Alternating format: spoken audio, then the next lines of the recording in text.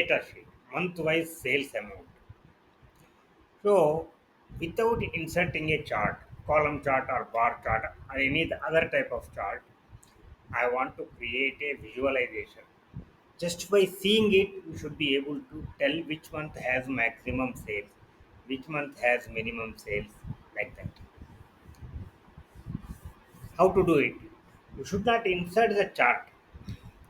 So, first to select the column, you can use the ribbon or you can use the shortcut. In this video, I will show how to use the ribbon. So then go to this conditional formatting in the ribbon.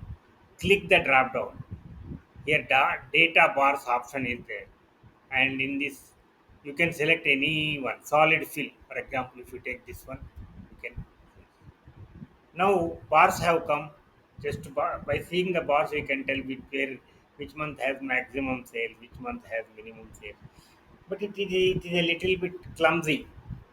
Numbers as well as bars. I don't want number.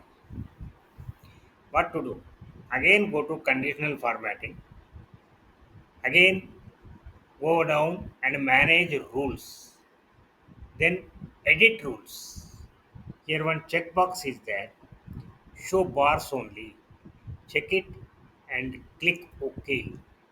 Again click OK. See, only bars are visible. But somebody says, I want to know the actual amount. How can you show it? Instantly.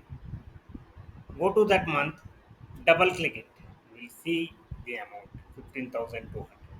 Like this, you can find out the amount of any month. Now I don't want that numbers figure. Just press escape. It is gone.